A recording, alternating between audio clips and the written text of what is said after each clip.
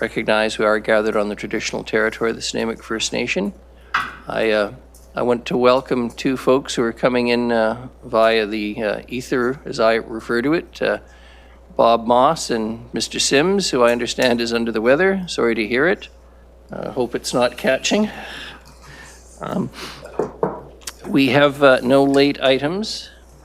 Ms. Robertson, you're going to be our official clerk this morning, I assume? Yes, I don't have an annotated list this morning. Adoption of the agenda. Anything anyone wishes to add before we adopt the agenda as published? No? Motion to adopt the agenda. Moved Donna, seconded Dave. All those in favor? Any opposed? None. Motion carries. Thank you. Adoption of the minutes, if everyone's had a chance to look at them. Happy with them? Mark? Sorry? I'd like to make a comment on the minutes out of May 3rd. Well done. Thank you. Oh, very good. Staff always likes to hear good compliments. Thank you. I moved by Mark, seconded by Dave. All those in favor of adoption? Very good. We're on to agenda items then. It's a follow-up discussion of Mayor's Leaders Table meeting May 3rd, 2024. And Dave, we'll go over to you. Okay.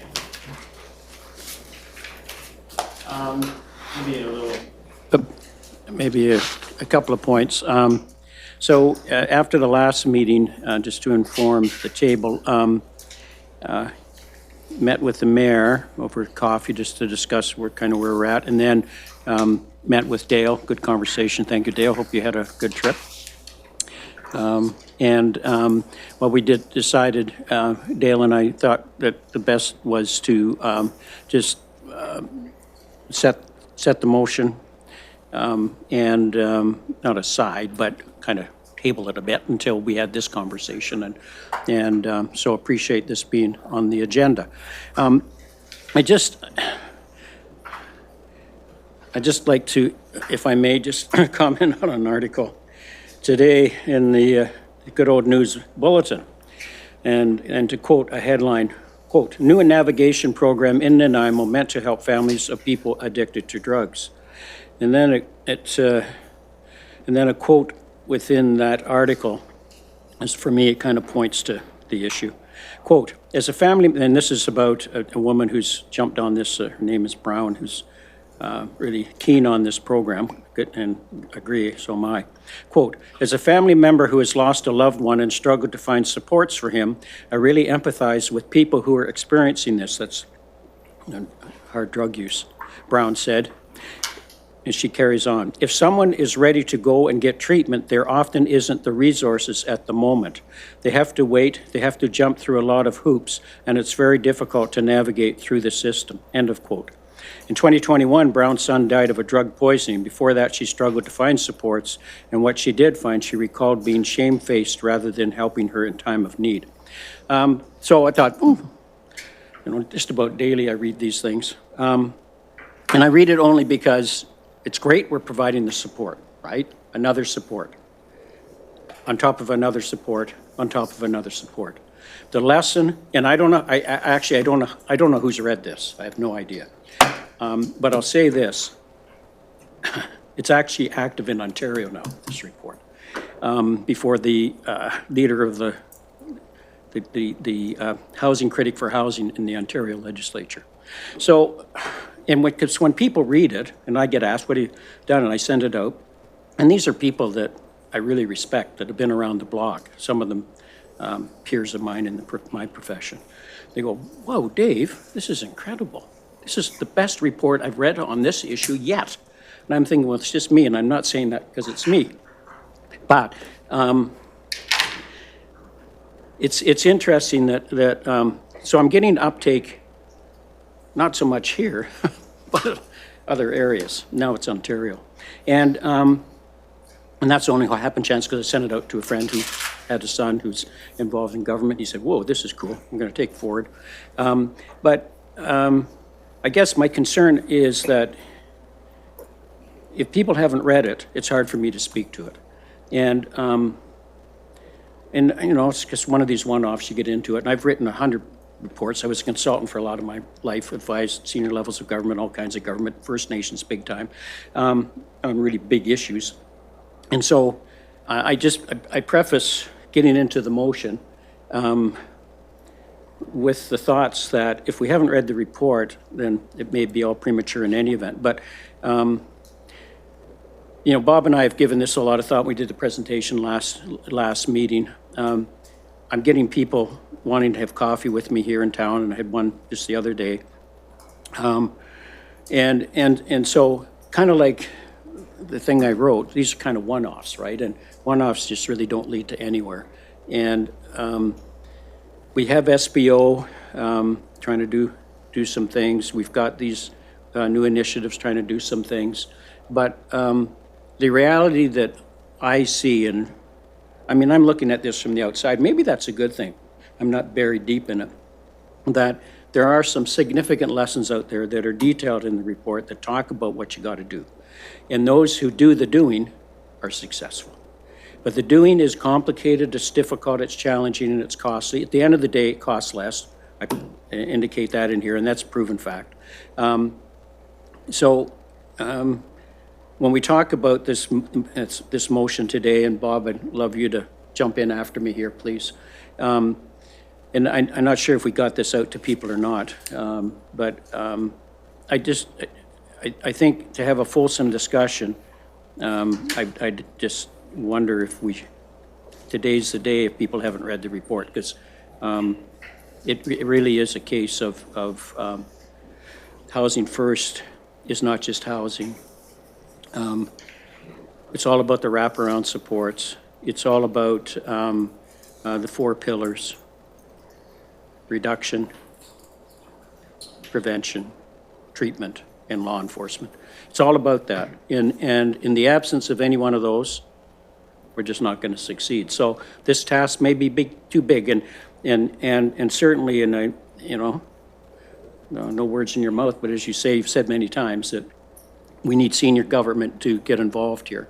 I think Bob and I, our perspective is if no one acts, if no urban, city, municipal, local government decides to take this on, and at least coordinate a conversation with like-minded other municipalities, with forcing and I think you can, or we can, the provincial government and the feds to the table, because this is a solution.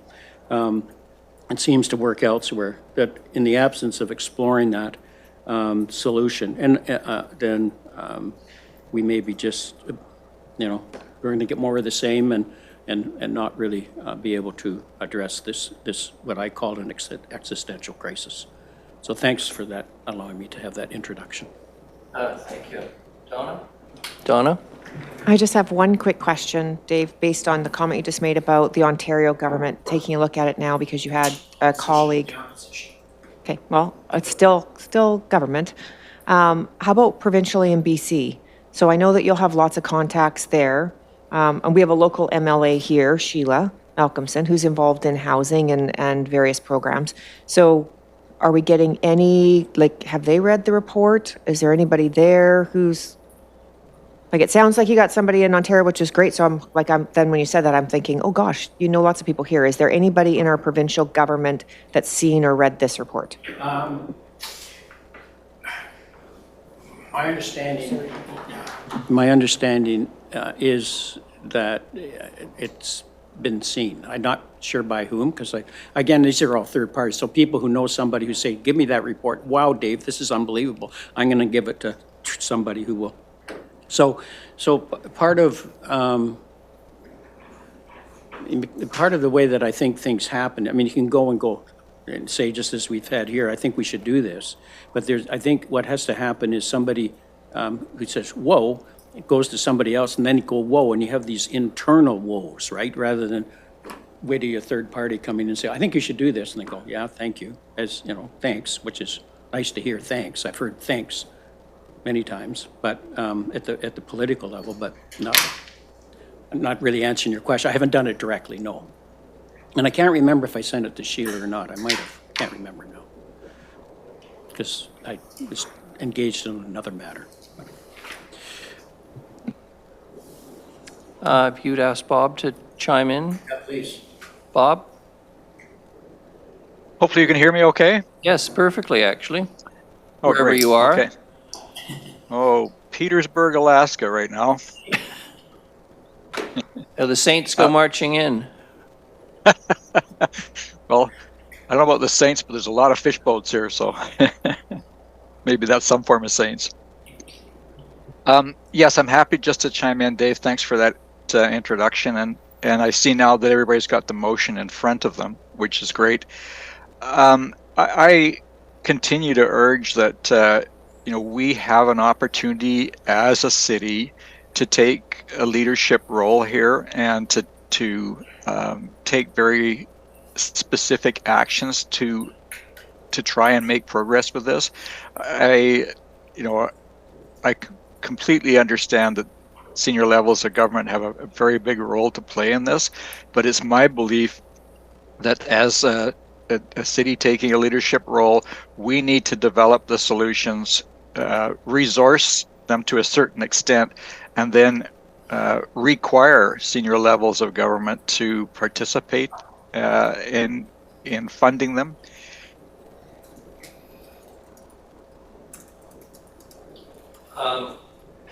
Unfortunately, if you're frozen, so if you're still talking, you're going to have to roll back for a minute until you're unfrozen. What this motion proposes is that if we can relatively quickly initiate this task force to study what options we can take as a city, and then move it forward and encourage council to adopt the Housing First Plus model and to embark on a game plan to move the thing forward, then we can make a difference. And that would be my encouragement to the group, is let's try and make a difference. Let's actually try and lead the charge, and we can show the rest of the cities around province and maybe even throughout Canada what can be done. Those are my opening comments. Thank you very much. And I want to say a few things, and probably most of you have heard me say similar things over the last 4.5 years.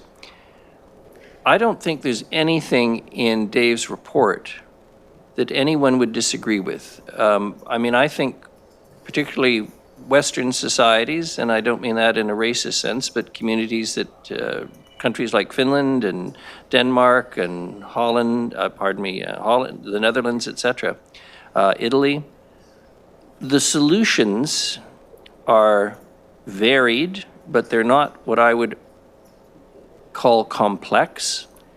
Different people require different things at different stages, depending on where they're at. We are, how shall I say, stymied to some extent by the various jurisdictions. We have 2 constitutionally recognized levels of government, but 3 operate.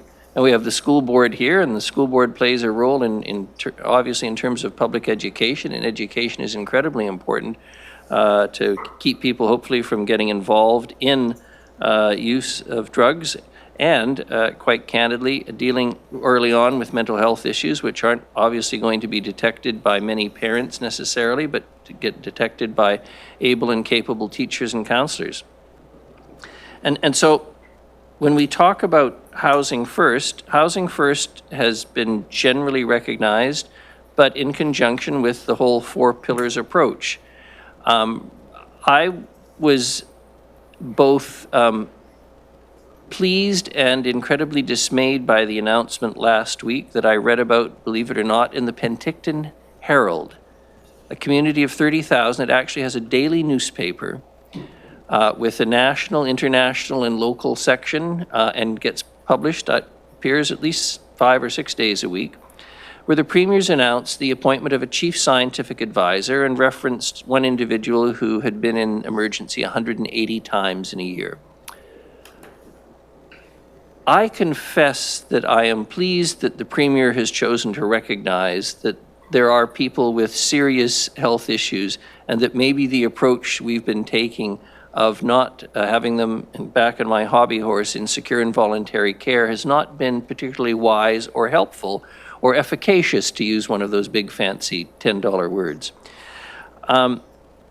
Having said that, the only way we are going to be able to make Housing First work is if we have the cooperation of the two levels of senior government, but most particularly the province. The bulk of this falls in provincial jurisdiction.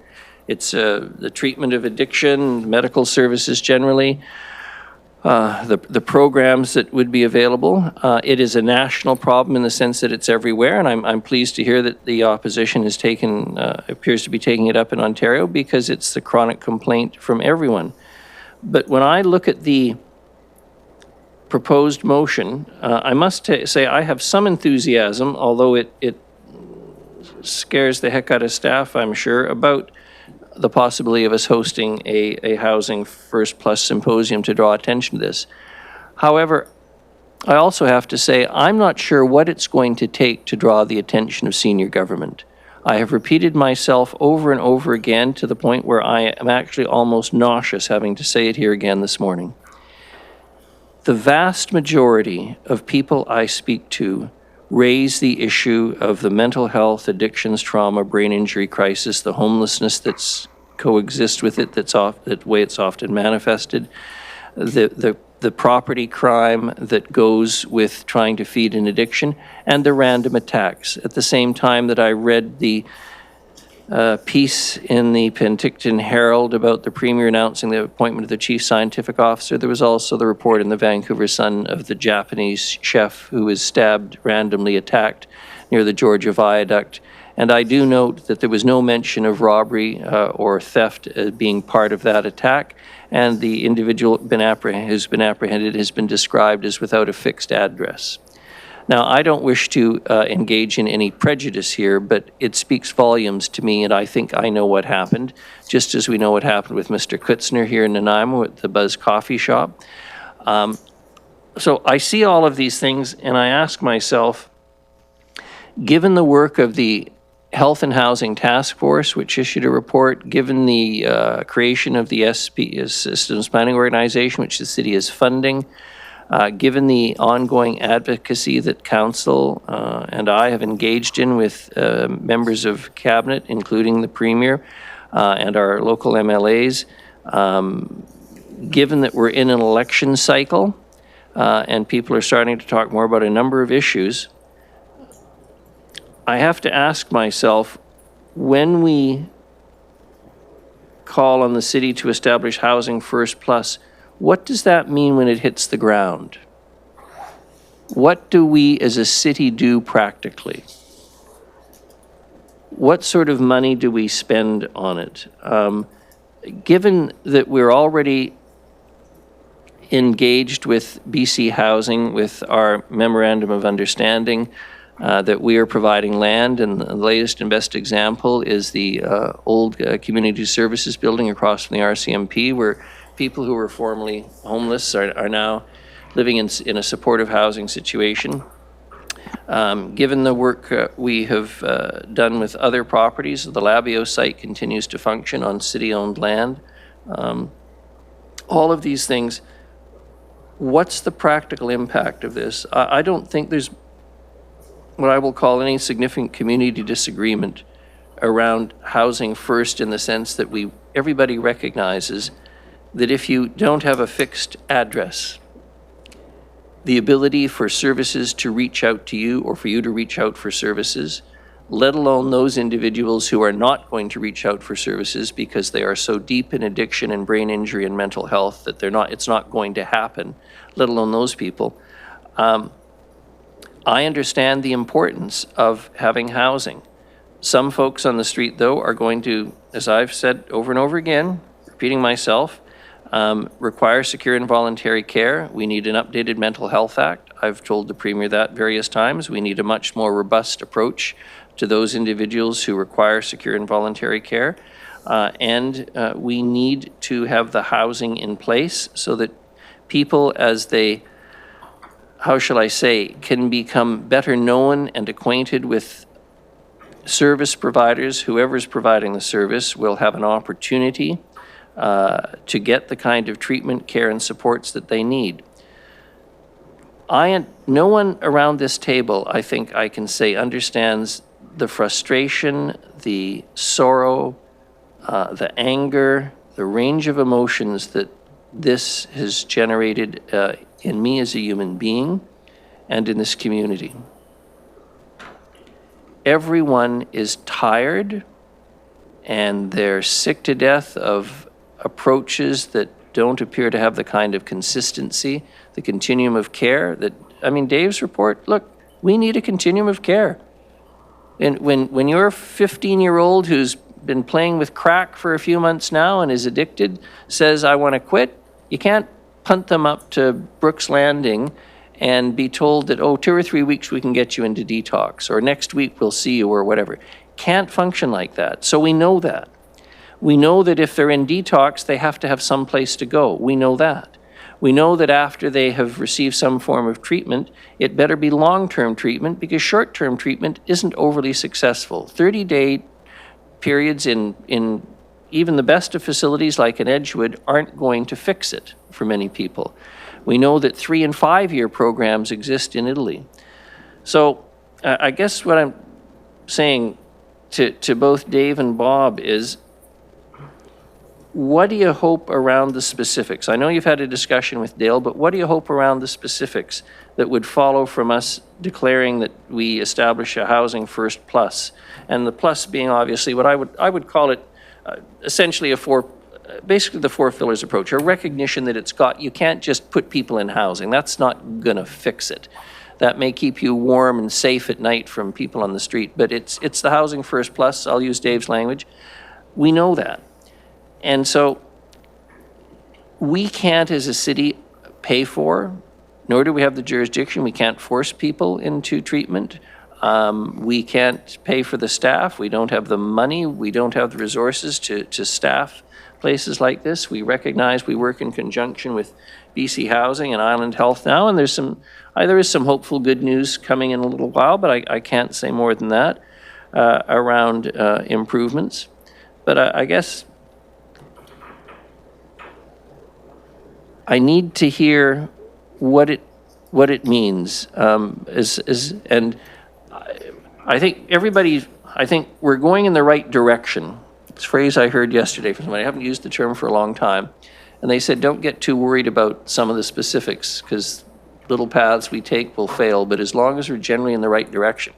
And I think this community, and I think this Mayor's Leaders Table, and I think the community is generally moving in the right direction, but we can't move very far in that direction unless the province steps up. And when I hear the announcement of a chief scientific advisor after 7 years of being in office, nearly come July 17th, I'm a bit disturbed by the concept that, as we're on our 3rd Minister of Mental Health and Addictions, that somebody finally suggested that, oh golly gosh, maybe there's a few hundred or thousands of individuals out in the street who actually are not abusing the system because they're not capable of knowing they're abusing the system.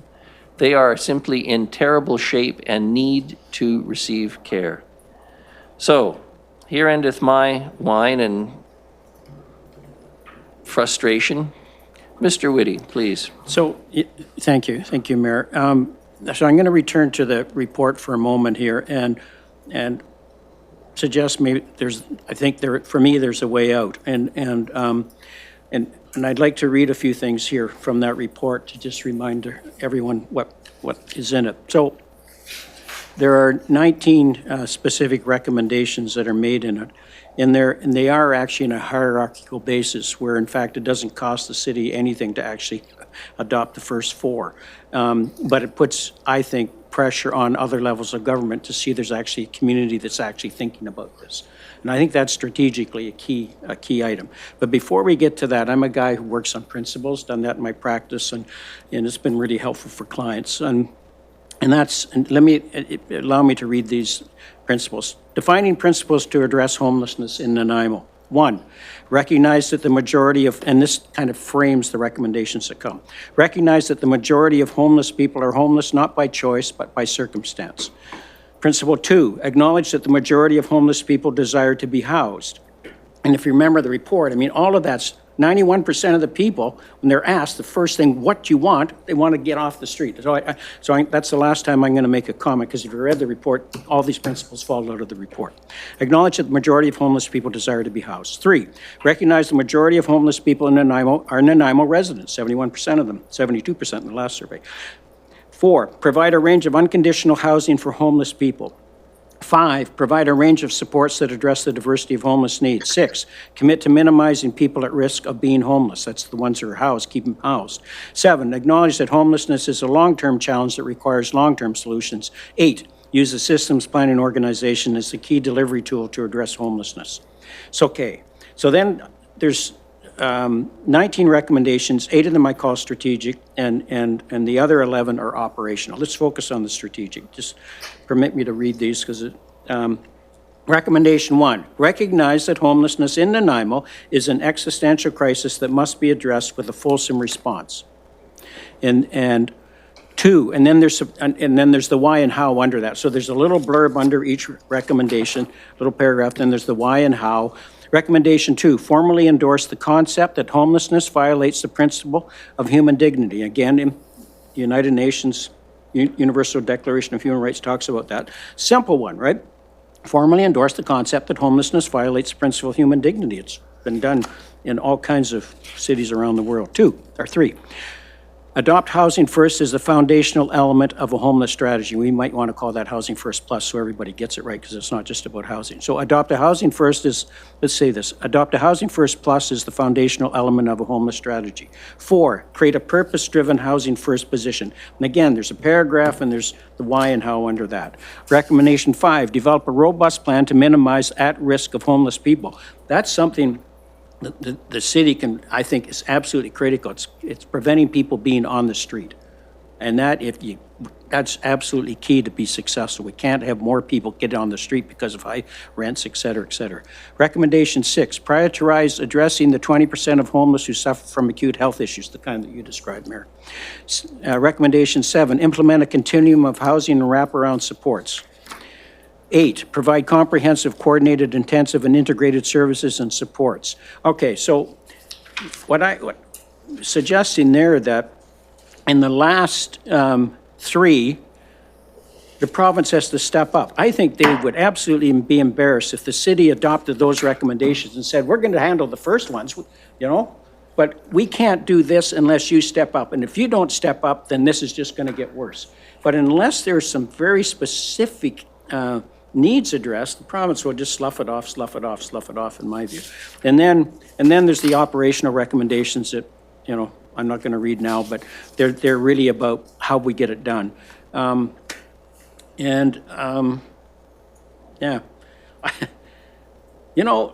I'll say this, I won't say any more about it, but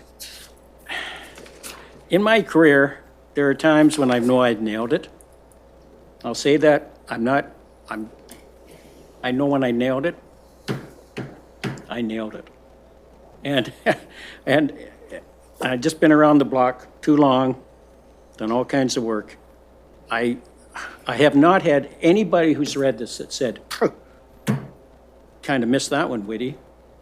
The feedback has absolutely been the opposite. So I only put that out there, not about me, but to get some conversation about the specifics, because the specifics here, in my view, are worth looking at. And is there a 100% guarantee we're never going to get all homeless off the street, and I assume in this that we'll always have about 100 plus or minus.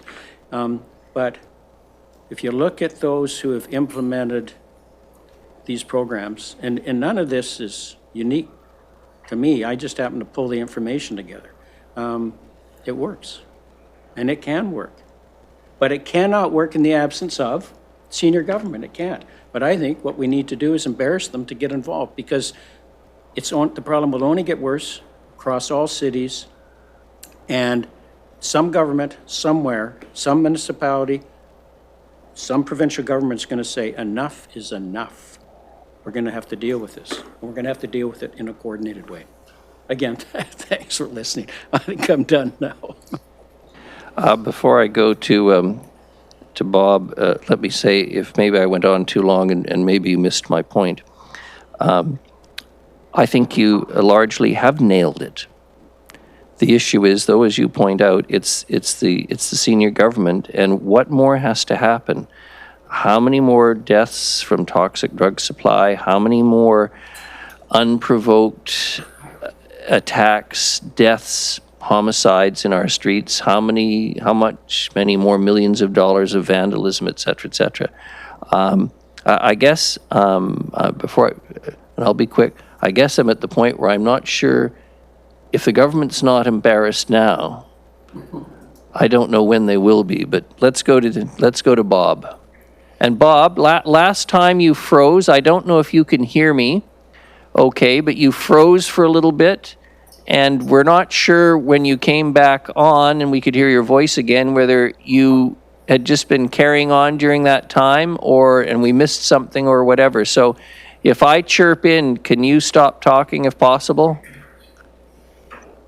Please, Sure, go ahead. yeah, and I apologize. I'm actually on a Starlink connection here, so it does drop out occasionally. But hopefully you can hear me now.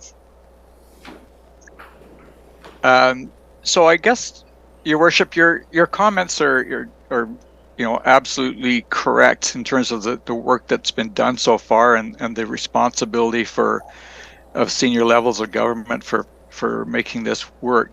But the reality is we're losing the battle, and the problem is getting worse all around us in our community. And I believe we need to be brave enough to reallocate some community resources and tackle this whole issue with determination. And you're right that the senior level of government have responsibility, but we need to put a much sharper point on that and say, here is what we're going to do, and we need your help to make it happen. And we need to take specific projects forward and be relentless in terms of taking those solutions forward.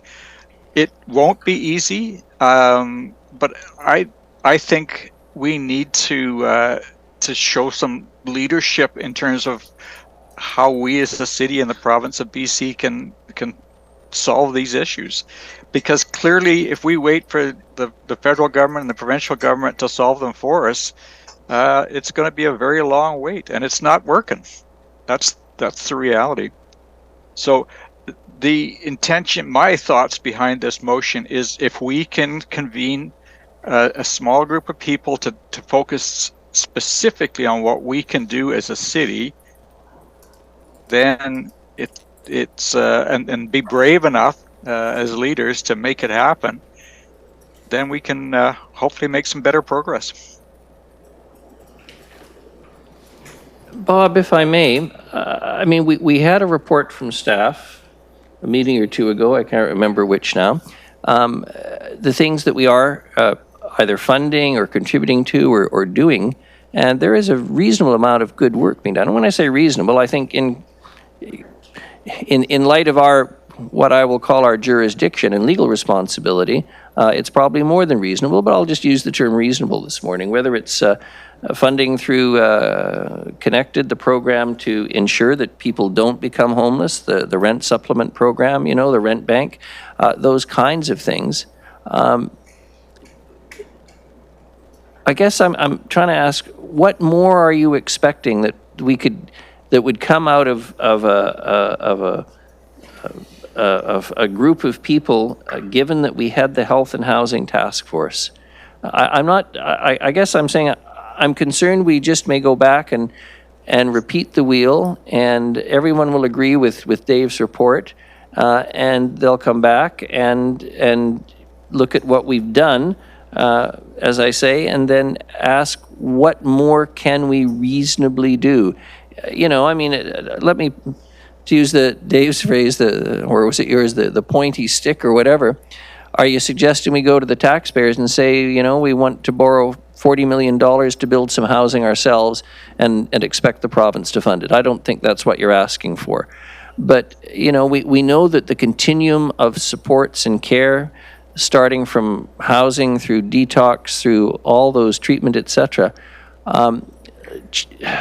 that's where I think we all know the solutions are going to come. And when I say solutions, that people will actually have a chance to put their lives together or get back in the saddle, whatever cliche you want to use. But I'd be interested to hear what Don and Mark have to say this morning.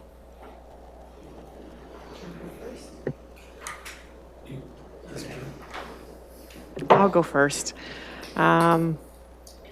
Well, I want to say that I did read the report, but I want to admit I didn't read it in one, there's a lot of heavy material in there, so I read it in starts.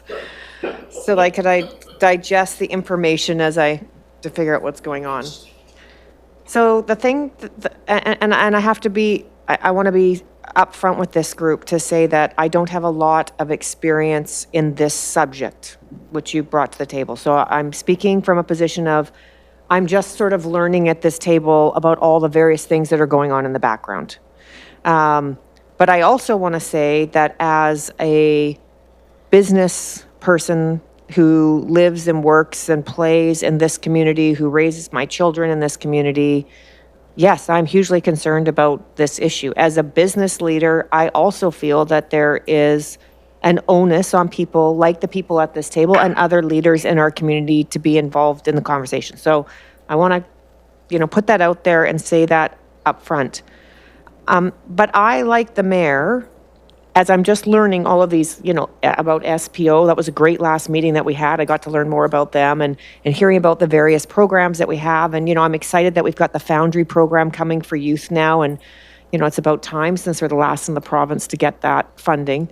I'm concerned about, I don't know what the tangibles are from the motion, but hearing more today has helped a little bit more, Dave, hearing what you're talking about the report. So what I'm hearing about the report is that the report is comprehensive. It identifies the problem and it identifies solutions.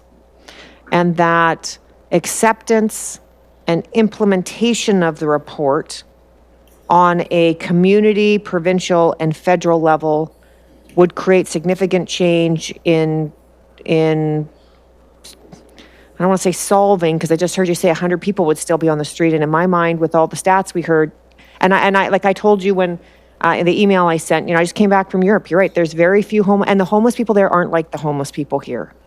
They're not poorly dressed. They're not committing crimes. They're not disrespectful. And to be honest, I didn't see any homeless people that were strung out on drugs. You could actually talk to them.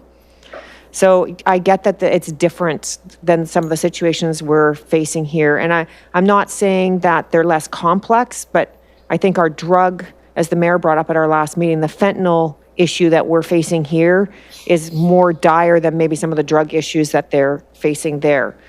So if it's all based on the report, am I out of line in suggesting that, I don't know, where does SPO sit on this report? Have they reviewed the report and had a conversation with yourselves and with yourself and Bob about the report and implementation? And some of the other groups that already exist within Nanaimo?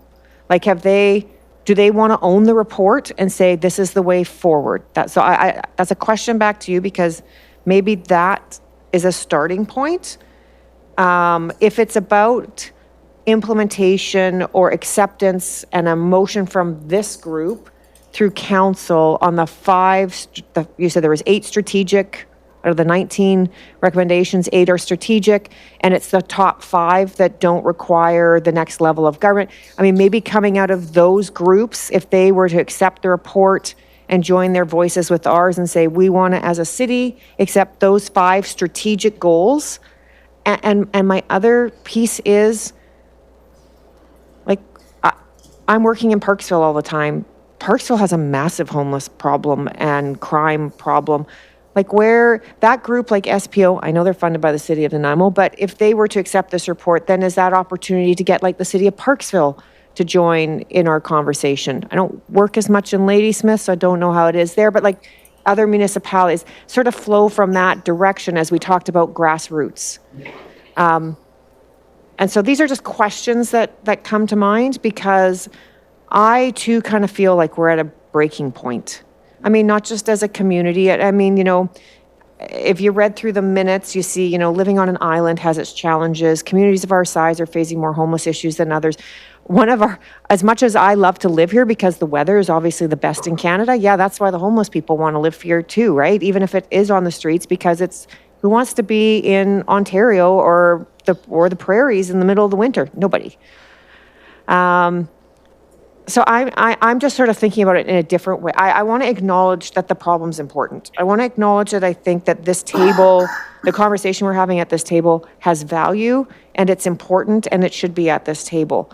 I just am worried about, and I believe I expressed this in my email back when I received the motion originally, I'm just worried about the implementation and asking the city, like, to fund a task force and then to host a conference,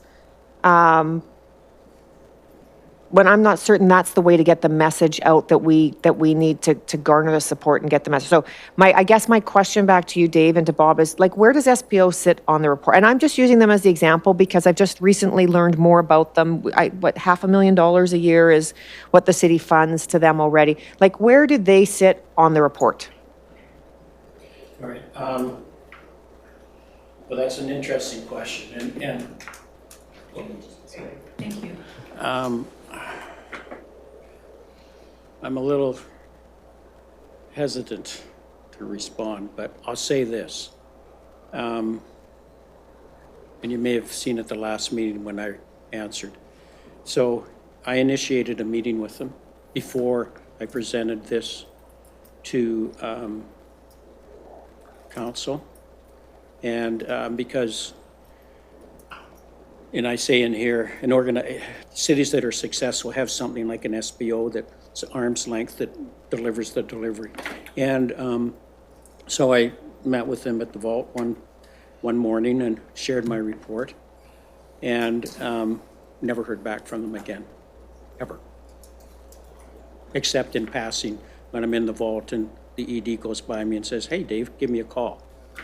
He said that once, and I'm thinking, really? Like, I have had no feedback. So I've shared that with Bob, and so we're both disappointed in that. So you asked, so I'm answering. The idea about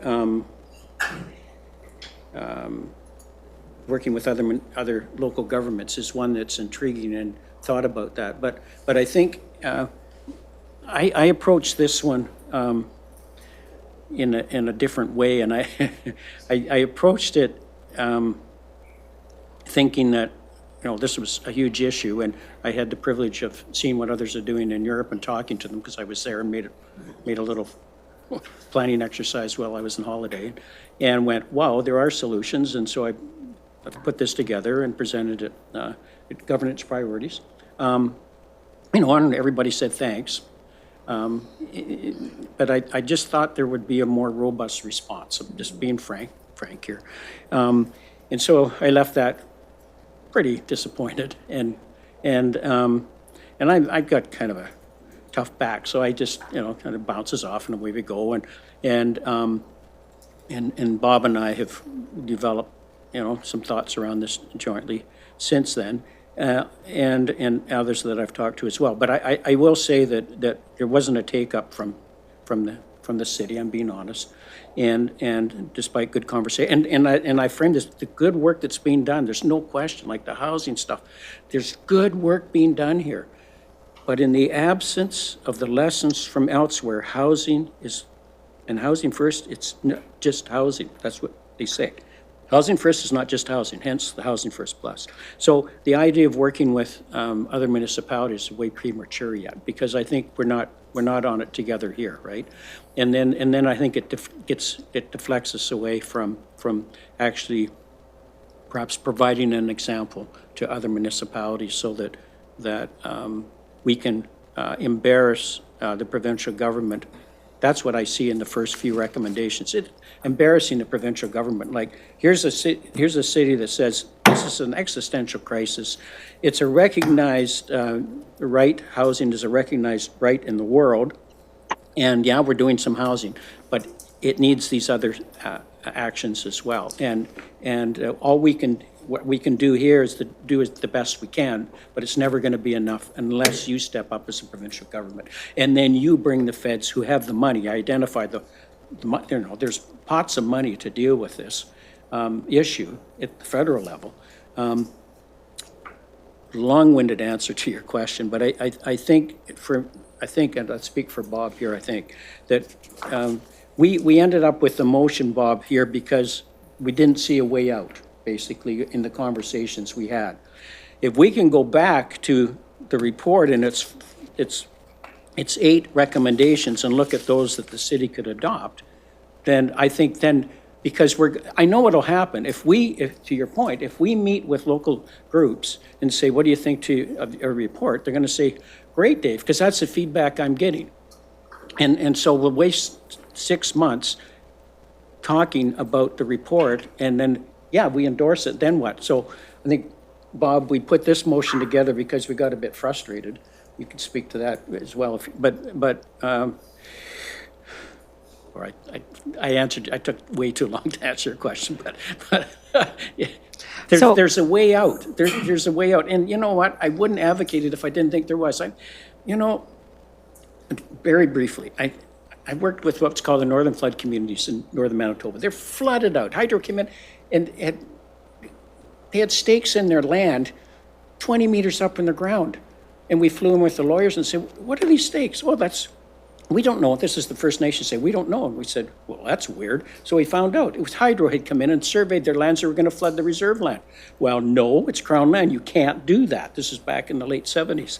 And out of that, that was an insurmountable thing. And we just put the feds to the wall on that. And formed a flood agreement, and they had to fund all kinds of things out of that. So for me, this is kind of like that issue that this is a huge crisis that needs to be hands wrapped around and defined, and then use embarrassment and whatever else to get the feds involved. Because if we don't, we'll go on with more. Thank you for listening. Sorry. So I want to say that I empathize with your frustration, because I too am frustrated. And I just, because I can only speak from this background and the healthcare conversation that we're having, which quite frankly, very similarly parallels the conversation you're having, right? So the frustration is, and I don't want to speak for the mayor, but I understand his frustration is that, and it's the same in healthcare for us, is that the topic of healthcare should never be politicized because it's a human right. The topic of homelessness should never be politicized. It's solving that issue it's a basic human right. And I'm not saying this from a place of callous, but you're never going to embarrass the government. And part of the reason you won't, particularly on the homeless discussion, is because our premier right now will be taking particular pride that his housing initiatives are recognized by our federal government as being the best in Canada. Right? So his comeback will be, well, obviously we're doing better than the rest of the country because we're already doing this. When you and I both know our opiate crisis is the worst in Canada, right? Conflicting information. I think the thing that I've learned, and the piece that, and I see your frustration, because I have to be honest with you, I've spent 5 years with MSA now as their community liaison. You want to talk about frustrated? Like your cause, our patients are dying, right? And we rely on the provincial government to provide funding to us to resolve the issue. So like you, we have a report. MMP did a big 300-page, whatever it is now, report for us. But our conversation and our community work to get to where we are today, which is not where we need to be, has been 5 years in the making to prepare for this election that's happening October 19th.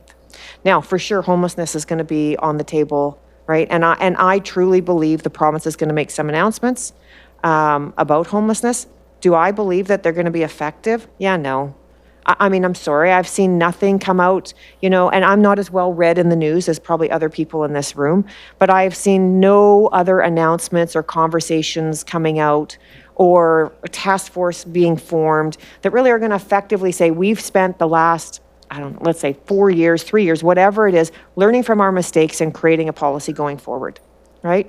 So what I really see and I agree, I think Nanaimo should take a leadership role in this. I got to be straight up with you, whether I'm sitting at this table representing the healthcare conversation, or whether I'm even sitting here talking about the work the Port Authority is doing, and you know this, what the work that the Airport Commission is doing, all of those organizations are in, out of Nanaimo, creating a leadership conversation in our country. You know this. Because like you, and like other leaders in this community, I believe the most potential in our country exists right here, right? You and I both know Ottawa doesn't recognize what's happening on the western side of Canada as they should, and they're overlooking their greatest potential. So like you and Bob coming to speak about that we could have a leadership role, I agree. I guess my piece on this is I worry about this motion because I feel that we are jumping ahead to where this is going to be and that we have missed this other piece of the, and I'm only speaking from my experience on where we're at with the Fair Care Alliance right now. Understanding it's been 5 years in the making to create a healthcare ecosystem and now to create a community advocacy group. And are we seeing results? Oh, you bet. We're seeing amazing things starting to happen. Do I think, and we've spent 5 years preparing for this election now. And that's sad, isn't it? Because healthcare in Canada is failing everywhere, right? And you know, our province knows it, our federal government knows it, just like they know it about homelessness.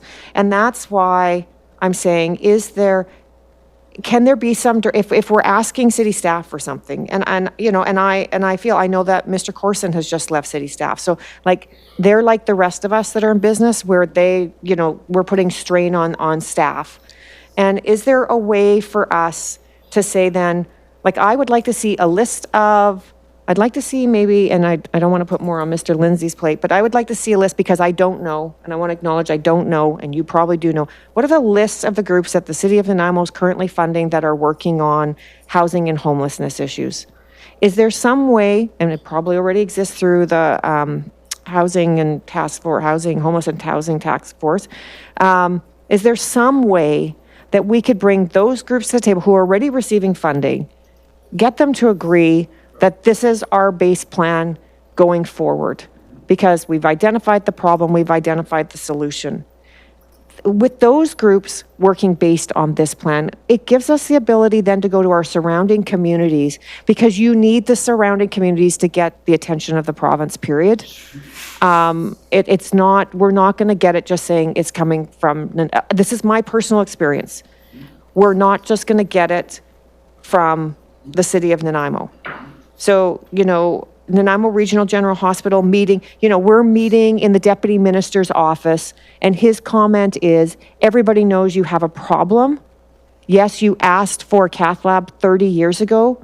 Yes, you've asked for a tower. We know you need it. We're just letting you know you're not on the radar. Right? These conversations are happening like this. We're talking 6 weeks ago. These are the conversations that we're having, right? So I'm telling you, if you think you're going to embarrass the provincial government, we're not. And so, but I agree in the power of community and having a community voice. That's what the Fair Care Alliance is about. I believe that if Vancouver Island speaks, right? I believe if the province starts speaking and has something to base it on together. But I just feel we need, the grassroots concept that you talked about at the last meeting is completely and totally, in my opinion only, the correct and 100% correct way to go. I just feel like this has jumped ahead and asked the city to do something that isn't defined, that isn't, you have to go with a specific ask and say, now please, when you're at UBCM, are you talking about this? But hey, by the way, we're also going to engage Parksville and Qualicum and Ladysmith and Duncan, and now our voice is going to continue to grow. So, sorry, that's a very long-winded response and request. And is there some way we can do that at this table and move that forward? Mr. Lindsay, do you have any comment about who we're, Mr. Lindsay, do you have any comment about who we're funding, apart from the SBO and the rent program, the rent bank, and a few others that just may assist in answering part of Donna's question? Ms. Bonigal actually has quite a document that's on the city's internet, and I think we've shared, I believe, here before, but we can certainly pull that up, and it does a quick summary of everything that the city's investing in. But I would note that in terms of the city's not the only one, that there is significant money. There is the Reaching Home funds that are coming from the federal government that go to the United Way and get administered throughout. The city's not part of that, but they get administered to agencies throughout the community. Likewise, Island Health, BC Housing are all obviously investing significant amounts. Is it any of it enough? No, I don't think so, but there is other monies beyond what the city's doing for sure. But we could, I don't know if we have the ability, but if the committee wants to go through that, we can certainly pull that up. Maybe while I'm waiting for that, Your Worship, the other comment I'd make, just listening, we also have so we had the Health and Housing Task Force, but they came up with actually their action plan. And I don't know if we had the chance to review that at this table or not, but the Health and Housing Action Plan. And if we don't know, the task force included reps from the city, Island Health, BC Housing, Service Canada, United Way, Snamo First Nation. So there was quite a large committee that the task force sat for a number of months, led by a couple of our councillors at the time. And they have principles, actions, recommendations that I would say align very, very closely to Dr. Whitty's work. And we could review those too. But those were the basis at which the cities moved forward now, funded the SPO, and asked them to proceed with implementation of the action plan. So, and sorry, Natalie's brought that up now, and I don't know if there's anything else we want to go through, but just as a reminder, those are. There's a table there, if I remember. So yeah, so first of all, maybe just stop there for a second, Natalie, on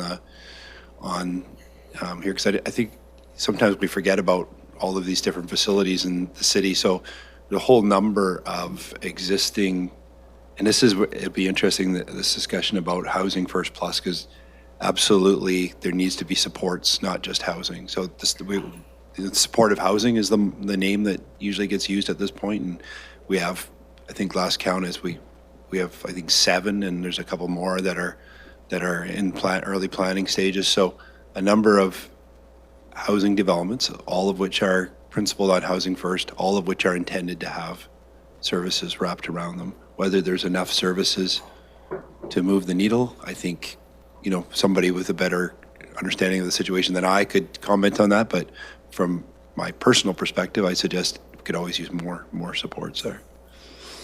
But certainly, as the mayor mentioned, if you go through that list, there's a number of other things in addition to the annual contribution that the city makes to the SPO. I think it's worth noting that, local governments don't traditionally get into these areas of rent banks and rent supplements outside of our lane of, sewer pipes and clearing roads and picking up garbage. But I think this council and past councils have realized that they've needed to step out of that lane just to help our community and respond. So setting up things like the rent bank supplement program and putting significant funds into that is an area. We put significant money last year into warming shelters throughout the community. Council continues to put money and supports working with BC Housing to open up more additional temporary housing locations, some of which we've now announced through the Heart and Hearth program. So that I'm not hitting on them all, Your Worship, but certainly a number of initiatives. And we could get our experts back in here if the committee wanted to go over that again. But Mark, please. Sure. Thank you. And Dale, I did not know that report existed, so that's interesting. So what I would say right off the bat then is that if we're contemplating this, then we should certainly understand what's already been recommended by various stakeholders in the community. So thank you. And I did read the report, and I thought, wow, this is outside of my level of expertise. Absolutely. And I've read it actually before the other meeting, so it's maybe a little bit fuzzy. But one of the things that I'm a little bit concerned about is we use this silly phrase. I had a boss that used this phrase for boards. I thought it was really good. You can do anything you want. You can't do everything you want. And this group has been brought together and set some priorities. We've talked about the hospital. We have some infrastructure needs generally. And then obviously housing is one of them. And one of the things that hasn't left me, and I think, Dave, you presented us with like the the crisis of, obviously this is an ongoing crisis, but the crisis that we're now facing is the not mentally ill, seniors, families losing housing. And to me, like if we were to have a certain focus on housing, it's how we're getting that particular crisis. Because how do we solve homelessness, but we're creating new homeless? So we're going to say, okay, we're going to try to help these 1,000 people that are on the street, and how many of them have mental health? Well, another 1,000 are getting put onto the street. And I know the idea is housing first and you need supports, et cetera, but we're at a place where you just need housing without supports, right? And so, which is something that the city is obviously working very hard on. And so from an advocacy perspective and from a staff time perspective, on a personal level, that's what I would, if we were to advocate on something, just how the heck do we build? How the heck do we get people to come here? How the heck do we connect so there's services for the new people that have to come here to build, et cetera, like the schools? How are we going to get more trades on the ground to actually do the work to get these housing starts done? How are we going to advocate to BC Housing to get $200 million for housing that's going to have how many hundred units versus $200 million for housing that's got supports that's going to have 10 units? There's some kind of maybe crass prioritizing that perhaps needs to be done when we talk about housing. So it's to your point, Donna, this is the next step once we solve the kind of initial crisis. So, but the other piece, and I think, and this is the bureaucratic side of me, is I will say, as a school district, we're being asked to be everything to everyone. We're the mental health provider, as the city, we're the childcare providers now. We are, we're the food providers. We are doing these things, and I will recognize the amazing work that everyone is doing in the system. But I do worry that until we fundamentally look at the jurisdictional issue, kind of volunteering to take on these additional tasks is in an infrastructure that's not built for it is concerning. Because my worry would be is that the government, provincial government goes, that's an amazing idea, Nanaimo, here's $20,000 to, implement it. And now we change our entire system to try to support it. Like that's my concern. And so that's what's happened with us with respect to mental health as an example, is we have facilities now in use that are supposed to be K-12. We have administrative resources, technology resources. We're throwing all of these things because we put up our hand voluntarily to support something that's important, there's no doubt, but maybe it's now impacting our service levels in other areas. And I talked a little bit about this when we had the internet presentation, and so I'm not comparing the two issues, but I don't want the city of Nanaimo going into the business of being an internet provider. It doesn't feel like it's the expertise, and maybe that's the way to go. And I do worry what happens is if this is our push with respect to that. So no doubt that it's a good idea, and the jurisdictions obviously are making it work. And I know the European jurisdictions, that's the one thing I wanted to follow up on, Dave, is maybe some more resources about where to look to understand the jurisdictional differences. But I am concerned that we've got, this is a subsequent crisis. This is the longer term solution when we kind of have some immediate needs to get building. We have immediate needs to get health services in our community. And I don't want to make recommendations to the council to have us going in too many directions. Yeah, Dave, please. thanks, Mark. Some really key points. One of the things about that I've been told by those who are out there, the BC Housing, and well, first of all, that city report, and thank you for that, and lots of, I think every time we've done a presentation here, we've talked about the good work being done. There's no question about that. You guys are full on, understand. The reality of BC Housing, as I understand it, in a presentation I did a week ago to a group that's involved in some of this, said that, they're providing the housing, but then for people who are actually homeless, but then they have these rules that who has to qualify that absolutely are counter to what's needed. And so there's lots of frustration out there. So yeah, they're providing the money for the housing, but then those who are actually housed, in the view of people around the street, are the wrong people being housed. So there's that kind of stuff going on, and that gets frustrating because in the absence of collaboration and coordination, you're going to get these one-offs, everybody trying to do good stuff, but if it's not done this way, then it's not going to address the needs because they're so complex. The city report, the Health and Housing Action Plan, absolutely, I just commend it in here, say this is incredible good work, and let's build on it. So that's what this is trying to do, build on that, not reinvent it. You talk about the importance of looking at jurisdictional differences, and I talk about that in here because when Switzerland was formed as a country, cities came together to form the country, 29 cantons, and so they made sure they kept the tax pot high, and so they fund, Basel funds all its homeless initiatives, the feds just minorly, the federal government in Switzerland. So that's why I talk about you can't do this, and the mayor's absolutely right, unless senior levels of government involved, because our tax system here is totally different. And if we don't have the senior levels of government, we can't address this because it will just overwhelm. So absolutely, jurisdictional differences are key, and I do talk about it in the report a bit. The other thing is, to your point about addressing people who are already housed, that's why I said, can we not adopt the first 5 of these? Because number 5 is develop a robust plan to minimize at-risk homeless people. It is clear that homelessness will only be reduced when fewer people lose their accommodation. Preventing homelessness is as important as reducing homelessness. Absolutely couldn't agree more, but that's where the city could be involved in accessing funding to continue to do that, and the rent supports and that sort of thing.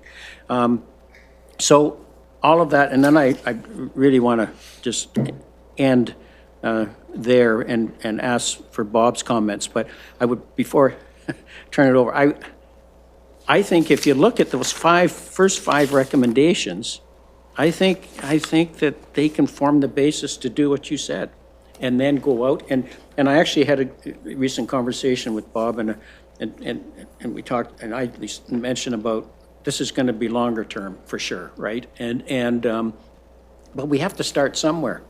We have to start somewhere, and I have that wherever that quote is in here. I guess I had it in the slides. But the idea that you've got to start somewhere, and I think that reasonably those first 5 recommendations are something that commits. The city is saying this, we need to deal with this. Well, we can't deal with it on our own. And the last thing I'll say, just to remind everybody, we're spending $21 million a year. No one has countered that. My estimate, $21 million a year just to keep people on the street. And then I provided a pro forma, taking the money, that money, reinvesting in housing, and actually you end up further ahead in 10 years, you're actually spending less money. So, it's not just pie in the sky stuff. I've approached this like a project, and it was a developer client. Here's the numbers, run the numbers, there's a solution. This is what it'll cost, this is what we can save. So I'll end it with there, and if I may ask if Bob would like to comment. Thank you. Bob, please. So I guess the piece that I would add to that, and thanks Dave and Mark and Donna for your comments. Donna, unfortunately, I was dropped offline there for a few minutes and missed some of your comments, but I think I got the gist of it. I think the thing that I would like to just kind of review is that the motion intends that we'd have a short-term task force in place to look at what's been done to date and the progress that we have made and the work that needs to be done, and to recommend next steps. We're not talking about a new organization to direct what happens next. We're talking about a strategic planning group that will figure out how we're going to, as a city, allocate resources to try and get shit done, if I may use that phrase again. It's really clear that we're going to have to take some decisive action if we really want to make a difference, and I think we can. I think we have that opportunity, but the intent of the motion is to put together a small task force with a very short timeline to make those recommendations and to build on the work that's been done so far. So that's my summary. Thank you, Bob. At the back of my mind, whatever we recommend has to go to a council. And there's not much sense sending something to the council that we don't think is going to pass or meet with a warm reception. And I must admit, I can't tell you how council may react. Certainly, Councillor Hemmons, who, along with then Councillor Bonner, co-chaired the Health and Housing Task Force, may say, look, we're doing as much as we can within the jurisdiction that we have. I have to cynically acknowledge what Donna's had to say. I don't know how much more you can do to embarrass the province into dealing with this. And I say in a completely nonpartisan way, it still surprises me that this crisis, and it is a crisis, doesn't get more play with all of the four political parties that are represented in the BC legislature. I mean, I've said it over and over again.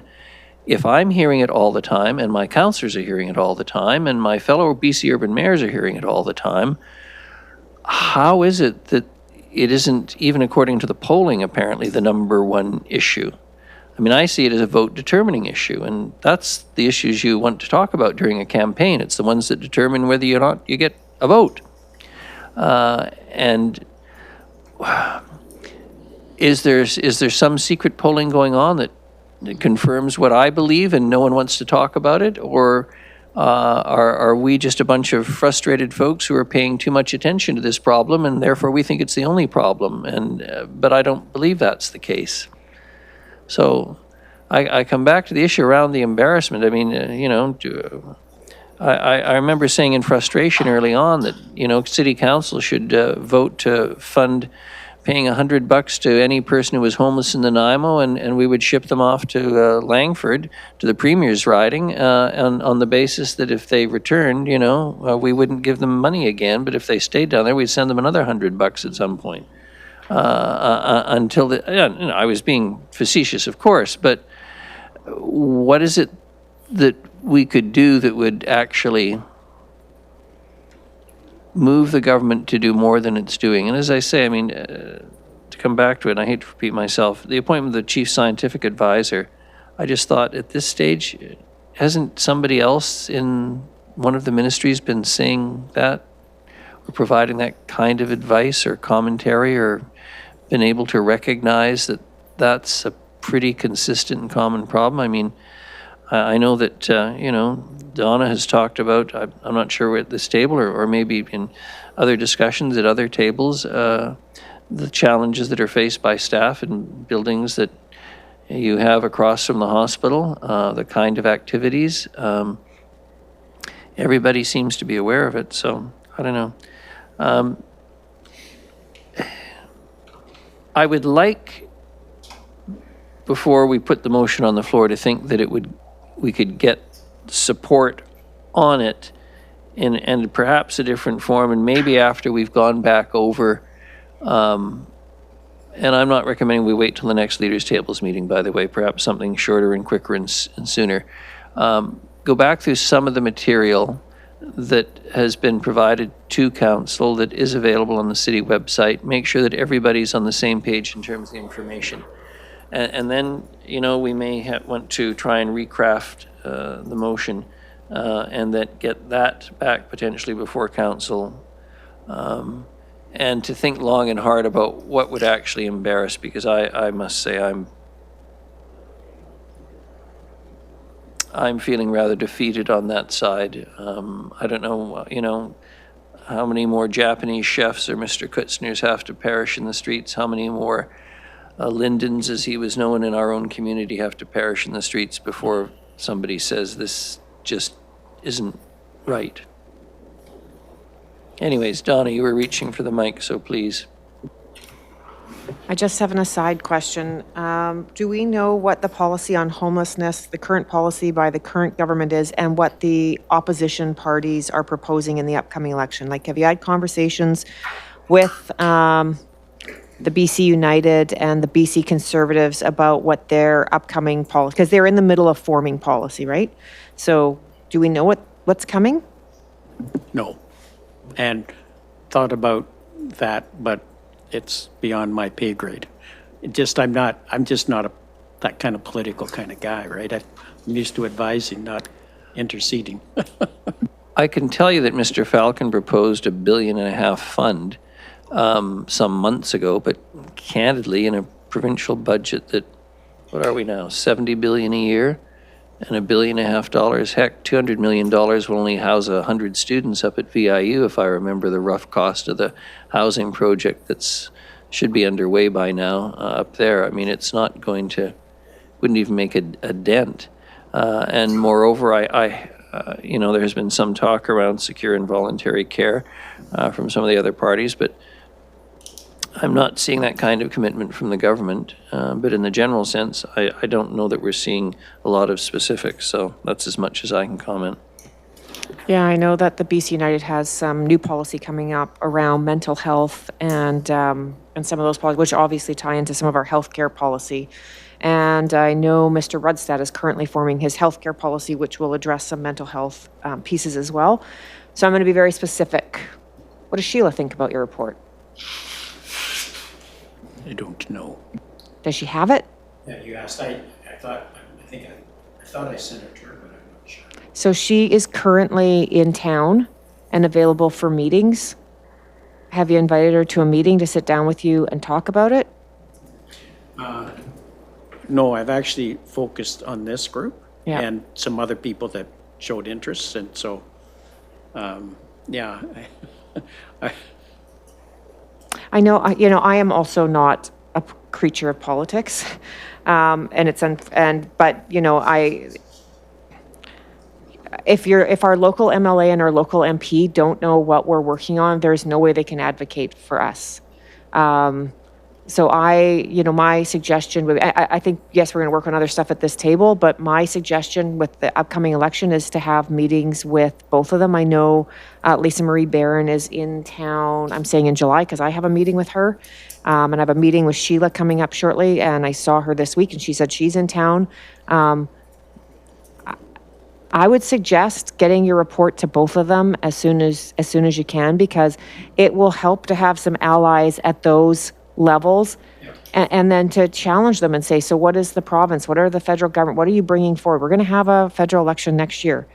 So if we really have a solution, we need to get it into their hands so that they can help it. And because at the end of the day, even if we were to pass this motion as is and move forward with these pieces, we still need those people to be, and so getting them in sooner rather than later would be a huge help. I must say, from my perspective, my office obviously works with Sheila's office and Lisa Marie's office from time to time, whether it's around events, coordinating meetings, et cetera, et cetera. I would be delighted to have your report go to her, and I will happily meet with you and her to talk about it. And would do it quickly. We'll make it a priority. So, Bob, I'd love to huddle with you for a moment, but we can't huddle because you're there. We could briefly adjourn the meeting and the rest of us will step out. And look, the reality is this isn't going away, and it's a long-term issue. Ideally, and it's kind of an amendment, but I'm going to put this out there, but not offer it as an amendment. But I think for me, if the city could go as far as to adopt those first 5 recommendations of the action plan, it would give a substance to any group to do whatever it needs to do. In the absence of that, and that's partly why I haven't been active in, I'm not trying to go around on this group, but so I've met with a few people, as I said, but everybody I meet with, I go, whoa, wow, like, why aren't we doing something? So So there's an appetite out there, I believe, to move on this, but I think that I just don't, I'm not comfortable doing that in the absence of some support. So may I read the 5 recommendations again? So recommendation 1, recognize that homelessness in Nanaimo is an existential crisis that must be addressed with a fulsome response. Recommendation 2, formally endorse the concept that homelessness violates the principle of human dignity. 3, adopt Housing First as the foundational element of a homeless strategy, and I would say Housing First Plus in that instance. 4, create a purpose-driven Housing First position. And 5, develop a robust plan to minimize at-risk of homeless people, which is to your point, Mark. So, and then the other ones get more specific. Let's pull back on those because they actually need spending money in particular areas, big-time money, but you can't do that unless the other groups are with us, the senior levels of government. So the first 5, I think, set out a position that we intend to do what we can do within this area, but it's not committing any money. It's not committing staff resources. But I think with that, if we had something like a motion out of this group that said we think the council should adopt those 5 recommendations, and secondly, urge a community action, whatever, you have better words to that than I would, Donna, to actually get what you did started. Can you read the last 2 one more time for me, please? Yep. Create a purpose-driven Housing First position. So, Housing First Plus. Housing First Plus position, right. So, may I read the paragraph under it? Evidence shows that words are not enough to secure long-term solutions that address the systemic nature of homelessness. There must be a fulsome commitment to a Housing First action plan with attendant structure, supports, and action to ensure that homelessness is addressed in a multi-layered, coordinated, collaborative, integrated fashion, which really is about senior levels of government. And the next one, develop a robust plan to minimize at-risk of homeless people. Those are the people, as Mark talked, people are currently housed that are being pushed out because of high housing costs. And the city's already working on that. That's a very good point about the seniors. Yeah. Oh, yeah, no, we know the seniors are being pushed out. Bob, did you want to say something? Bob, did you want to say something? Yes, please. Just to add to that, I wanted to say I think no matter what, we need to start this initiative as a city. I mean, yes, we do need to make sure we communicate with our MP and our MLA, but we need to take a position as a city to start with, and then we can build on that. And for example, let's say that the short-term task force that is being recommended in this motion, let's say that came forward and said, what we need to do to really make things happen here is to have a director of housing for the city of Nanaimo, whose sole purpose is to take those actions that Dave is suggesting and put them in place. Yes, it means we have to reallocate resources within the city, but maybe that's what it takes to actually make things happen and to push the other levels of government, because somebody can focus on it as a full-time job. That's just one potential possibility, but maybe that's the kind of recommendation that could come out of this short-term task force. Leave it there. Sorry, if I may, develop a robust plan to minimize at-risk of homeless people. I think we're missing a word or two somewhere in there. No, that's what's in, but that's the recommendation. Develop a robust plan to minimize at-risk. They're called, that's how the people who are housed that end up on the street are called at-risk of homeless people. All right, That's a phrase okay. of laws. Okay. Yeah, they're at risk of becoming homeless. May I think, Bob, I wonder if we should maybe not put a time frame on the group that does this, just given summer's coming, I'm gonna be away in the fall, you're away now, and this issue's gonna be, it's around, it's gonna be around, that rather than we have a, that 6-month reporting tight time frame, if we may be finding things as we get together that, I just wonder if we should leave it more open-ended. Like, if we can get these 5 adopted, it gives us, I think, a chance to move forward and have broader conversations. I'm just hesitant about the time frame and getting something really done. It doesn't mean we can't bring stuff forward, but as we see it, if it's obvious, but anyway.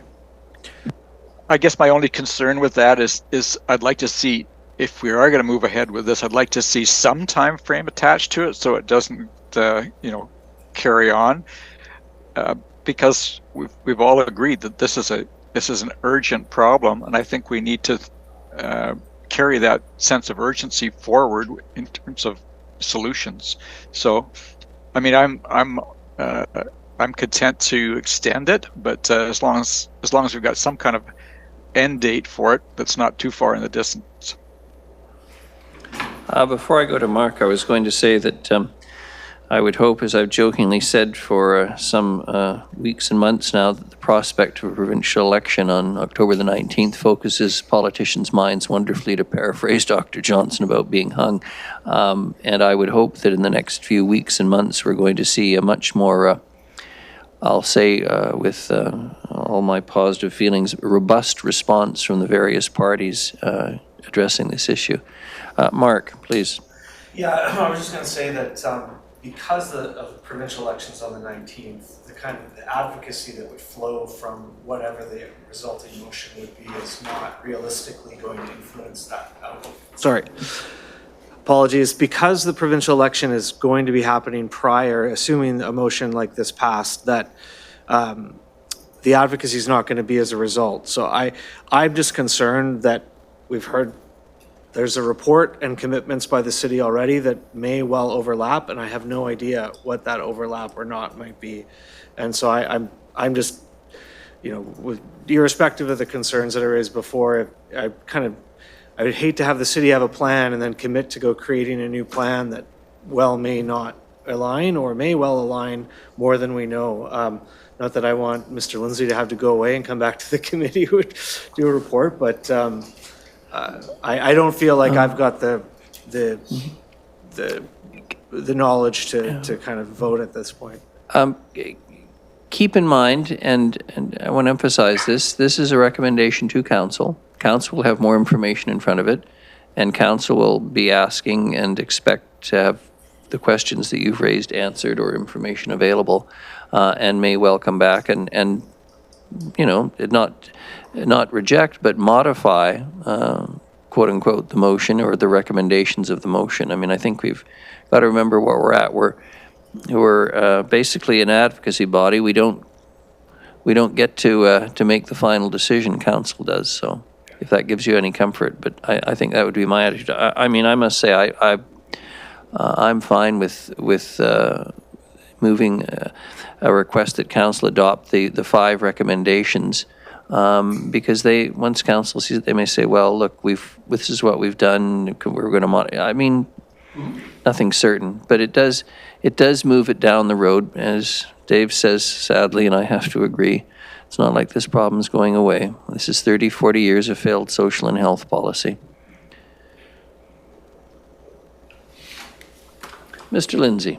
Your Worship, we probably don't have time today to go through the entire Health and Housing Task Force report, but there is, maybe Ms. Monagle can pull it up. There's the 2, I think it's page 5 and 6 off the start, that they quickly kind of go through what that task force did. First of all, we don't need to go through them all, but if people want to look at them later, there was sort of these guiding principles that were established, which are not too dissimilar to what I've heard discussion around the table this morning.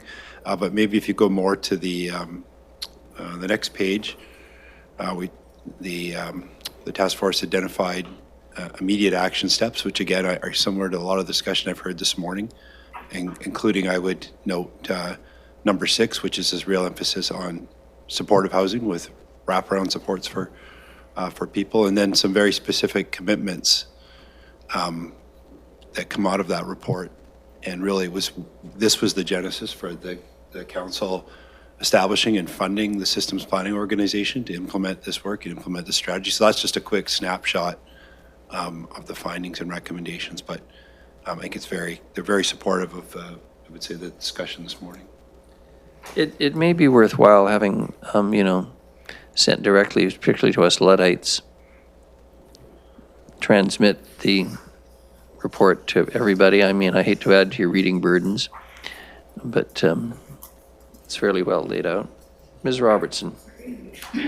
I was just going to say to transmit the report to every member of the Mayor's Leaders Table.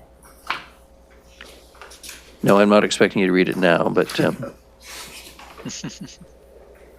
If I may, and and in the meantime, Dave, whatever comes out of today, that you get your report to our MP and our MLA and tell them that they can contact my office, and I'm happy to be there. may I just read a paragraph from my review of it? Because I absolutely commend it, and, I spent some page and a half in here, but, quote, "This ambitious plan continues to be implemented, but the pace of implementation creates challenges for all involved. One of its key recommendations, systems planning and organization, is discussed in section 2.2 below. The vision and principles of the Health and Housing Action Plan continue to resonate today and should inform any future homeless actions," quote. So I see it as part of the piece, but in the absence of what I'm recommending, with respect, it's just not going to be able to do what needs to be done. So it's that plus Housing First Plus, very specifically, and I think we're well on the way. In any event, are we going to put the motion on the floor? About recommending the council adopt 5? You're just gonna propose that, Your Worship? No, fine, okay. Yeah, one of the things I would suggest if we do that, there's a paragraph under each one that explains it enough that people would be informed what it means. Your Worship, we wouldn't end up putting the paragraphs in an actual motion. That can be supporting material if need be, but it wouldn't form part of the, In a report to go with the motion. yeah, like if there's additional material that needs to go with it, then that would be outside of the actual motion itself. Okay. Sorry, unless there's specifics about what perhaps developing a robust plan. It's in the document.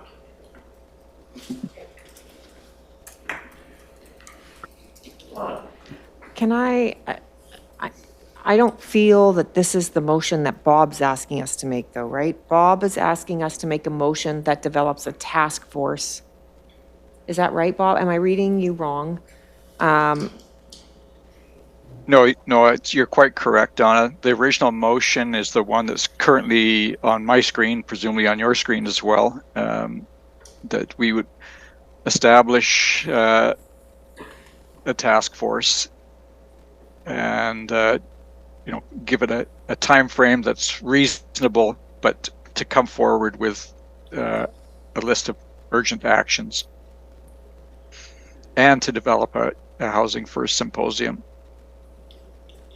So yeah, the original, I'm happy to move the original motion, but Dave, if you're thinking we need to modify it in some way, maybe we should talk that through.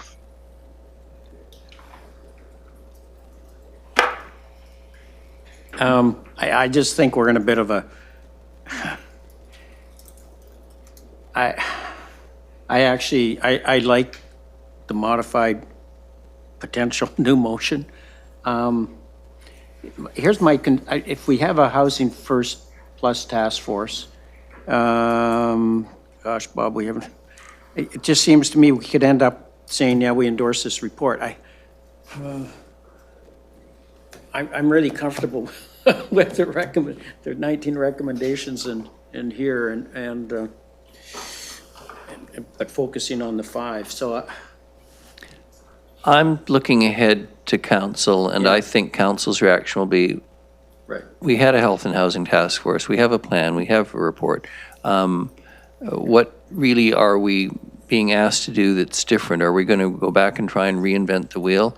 You know, I mean, one thing I will say, council's pretty conscious of the problem, the range of solutions, and the need for advocacy, and as is the Urban Mayors Caucus. For what it's worth, I think adopting the five and sending that to council in the meantime and taking advantage of the time before Dave heads back to Europe to meet with the MLA, who is a minister, sits at the cabinet table. It's always important.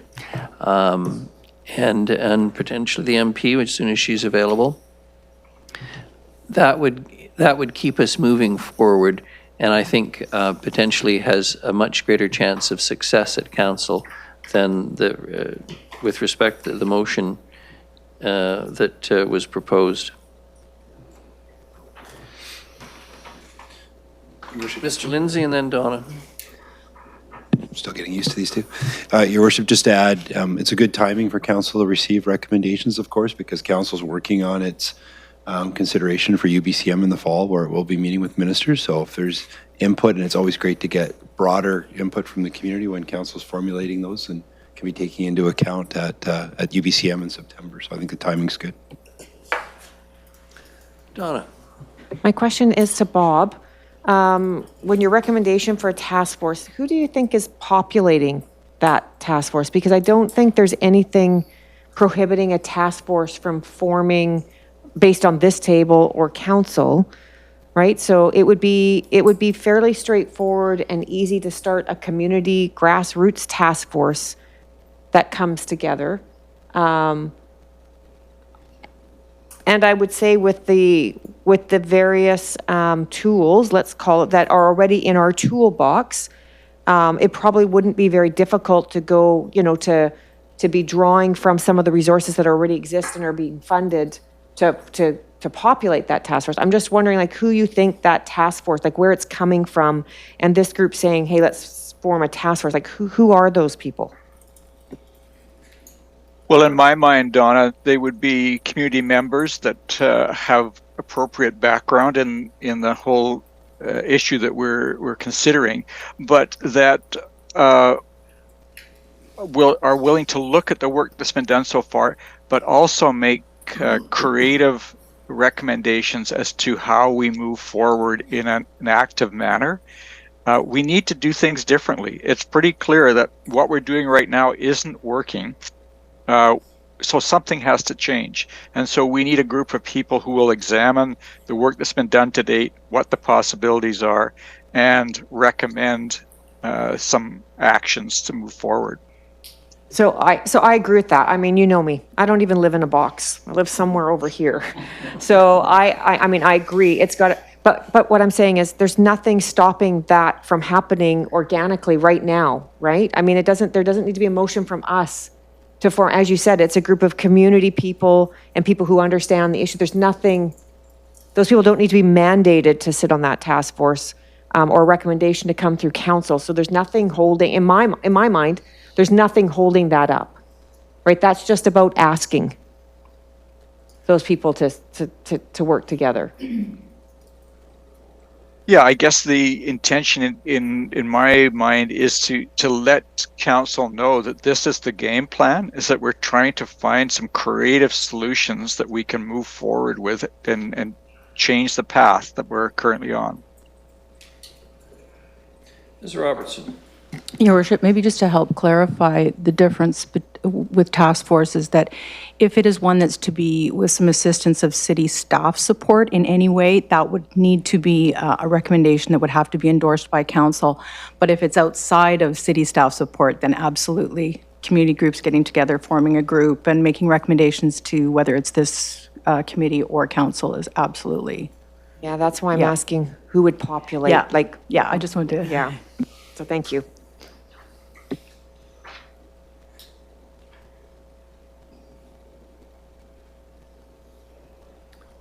I'm looking at the time, Mr. Whitty? Well, just where I'm sitting, if we endorse those 5, I'd be happier in a clam because it's way further than we've ever been before. And I'm meeting people in the community now and coffee and not to the extent, Donna, that you've done with, but there is interest and we can get on with it, and have conversations and yeah. I mean, Bob, unfortunately, you're there and then I'm here and then I'm away and I think I think these 5, Bob, I think they'll give us enough and we meet with people in the community and build that way and then in fact, it's not dependent on staff here. We just kind of do it and for me, it's going to take longer than November. We're looking at, in the new year for me, I think but that doesn't mean we can't bring recommendations forward, right? And that's what you did. And this, for me, this is a living kind of issue that is going to be solved by approaching it with rigor and ambition, but the reality that it's going to take a lot of time and effort and bringing different disparate groups together. So, yeah, I'm just, yeah. Did I hear you move it? Yeah. Thank you. Do I have a seconder? Do we, is calling council to recognize these 5 recommendations? Words to that effect. I'll second it. Second it? I'll Thank you. second it to get it on the table for Yes, further discussion. good, okay. I'm going to speak to this now because I'm conscious of time, as I say. I'd be happy to take this to council and have them discuss it and vote on it, as they will, and explain to them what we have, well, the minutes themselves, of course, will disclose what we've discussed in a general sort of way, but comment specifically about the concerns and the issues. And I remain ever optimistic, of course, that as October 19th approaches, we'll start to see some either action from government and or commitments from the opposition parties that will move us further down this road. I have advocated over and over again for a robust acknowledgement of the problem, the costs of the bricks and mortar and the training for people to provide the supports that are needed, and acknowledge that it's as Dave's pointed out many times this morning, it's not going to go away in a short period of time because it took us a long time to get here. But I haven't heard that from the government, and I haven't heard it from the other parties, but maybe we will. So for what it's worth, I'm happy to support taking this motion forward to council. Bob, do you have something to say? No, I'm happy to support this motion. The only comment that I would like to add is that I was a little uncertain from the discussion just before this about the involvement of staff. I would very much like to keep city staff fully involved in any future discussions regarding putting these specific initiatives in place. So, hopefully that's understood, even if it's not specifically in the motion. Donna. I would just like to, and I don't know how this would move forward. I'm happy to support the motion. I feel that items 4 and 5 are actually, they're not strategic guidance. They actually will require some work and resourcing and, right, because we're asking them to create a purpose-driven housing first position. Somebody has to create that, although it's in your document, develop a robust plan to minimize. So obviously, to me, that says that staff has to be involved because that's the case. So my comment back to council, and someone from this group, I'm presuming, is going to have to present this to council, whether that's Bob or Dave. If council I could see a possibility where council comes back and say, hey, the first 3 are strategic statements that we're making a statement to the province and the federal that as a community, we are recognizing this, we are formally endorsing this, and we're adopting this. The other two are very specifically tasks that are going to require work to create more complex and more distinct position plans, whether you want to call them like your vision and mission statement, how we're implementing them, which I recognize. So then when you're presenting to council, my comment would be, if the council feels they can't support them going forward in this motion, I would like it to not be dismissed from the table as, hey, it's a one and done. We just voted, we're not moving forward with that. Would there, and I don't know how that works at the council table, but is there the ability for them to say, to respond? Do you know what I'm saying? To come back with a recommendation to this group.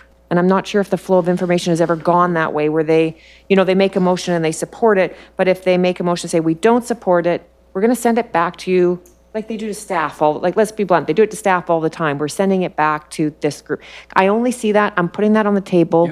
I'm saying I'm happy to support this, but I could see them coming back saying, hey, 4 and 5 are actually going to require more fleshing out than we're providing. And then that's provided in that document. And I would like to see that if they're going to say that, to say, then redirect it back to us as opposed to drop it and say we don't support it in its entirety. Great. Ms. Robertson and then Mr. Lindsay. I was just going to say, He's just that's playing with exactly his an mic. option that council could have when presenting it, is that if it were to go in that direction, that is certainly something that council could do, is refer it back to the committee for further discussion, et cetera. Thank you. Dave? Yep, thanks. Great observation, Donna. Great. And I agree. The first three. The fourth one I see is, that's the action that the group Bob and I are going to pull together would do. And that's how I would see that delivered. And I'm just going to interrupt. Yeah. That would be perfect, whoever's presenting, if that comes back from council, Oh, yeah. then stand and say, hey, we're in the middle of forming a community organization that is Right. dealing with that and getting Right, back to you. exactly. No, great observation. In 5 actually is I think absolutely fundamental that the city has to do that at some point. And there's not a, yeah, and there's not a time element there, but the reality is the city is working on that. But if you talk to anybody in Europe, like that's the first thing you have to do. If you don't keep them from getting on the street, then it's never going to be solved. So it's absolutely fundamental. 101 homelessness. Ms. Robertson?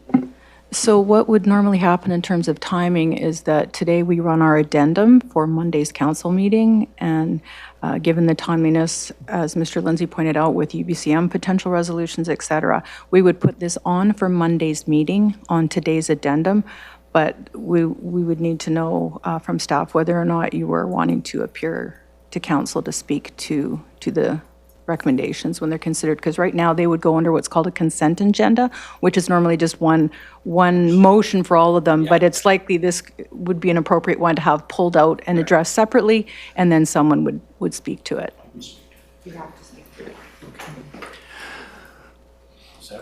Mark? Yes.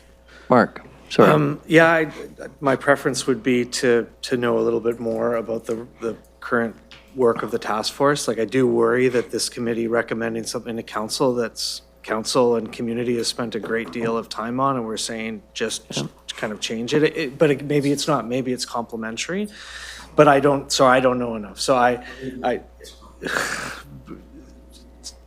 thank you, but I do like, because I want this committee to be effective, and I want it to be a voice that when it goes to council, that it's going to be, oh, okay. It's important. So if it is changing something, and to your point, David, if it's complementary, that's no problem. I would be happy to abstain, but I would not be voting in favor, because I just, like I said, I'd want to read the other report as well. So may I just respond? I think this report is built on, and the first thing it does, it examines what's been done in the city and absolutely complements the 2020 plan big time. And the SBO talks about that. It's building on what's in the city with a model that is more fulsome and Housing First Plus, which is, we haven't adopted Housing First Plus here. And so it takes that and inserts it. If we take what the city's doing now with Housing First Plus, we will be able to be in a whole different position. This isn't reinventing the wheel. This is building on existing and complementary in doing so. And we've done that every time we present, we compliment the city on the work. We're just saying, yes, but we need to do this and this and this to make sure we deal with the full aspect of homelessness. Donna? So Mark, I think you have valid concern. I'm like you, I don't have the knowledge base on this. Is your concern about, I heard you say about the task, the motion being about the task force?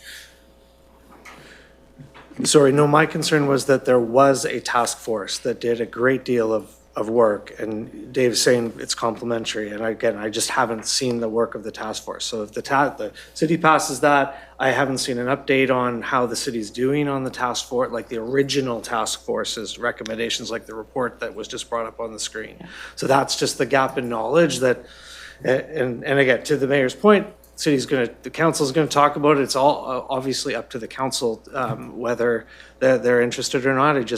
I don't feel well informed enough to. So I be guess able my to- comment is our motion is only putting forward that council support these 5 statements. My point being that 4 and 5 are actually actionable items of which then council could give direction on how to deal with that. So we're not speaking to creating a task force. That might come from Yes. council. Council might direct that that's part of what has to happen. But like you, I don't have the background, but I think as a community, making the statements that we're recognizing homelessness and we're endorsing a concept of that it's a principle of human dignity, adopting the Housing First Plus concept. I think, like, the reason I feel comfort making those statements and supporting that motion is because I think council is going to fill that in. They have way more background than you or I have on this. And a lot of these things, like create a purpose-driven housing first position, they might say, hey, we already have that. And this is just reinforcing that. And will be a way for us at this group to get this conversation at a municipal level back into the table and to the UBCM table. Ms. Robertson, got something to add? Sorry, I'm just connecting here with Ms. Gurry, looking at timing of stuff, and I just wanted to clarify that it couldn't be a UBCM motion or resolution because those are due today, and of course this would have to go to council, and we'd have to look at what the timing would be for UBCM minister appointments, et cetera. But keeping in mind that would be a quote-unquote regular UBCM motion, it doesn't mean you can't bring it as an emergency motion. There's always that alternative down the road at the UBCM itself. Your worship, I was thinking less about a motion than more about, because council at UBCM will be requesting meetings with ministers of housing, ministers of health, and it to have that in their briefing package when they go in, that we have these recommendations, we have support from the community. That's more what I was talking about. They could inform those discussions than an actual motion. All right, not that I want to be a clock watcher, but we have a motion on the floor. It's been moved and seconded. All those in favor? Any opposed? Mr. Walsh is abstaining. Everyone's in favor. Motion carried. Yeah, that's, yeah, And I'm not gonna prevent it from meeting that, so in favor. There we go. Done. Next meeting date.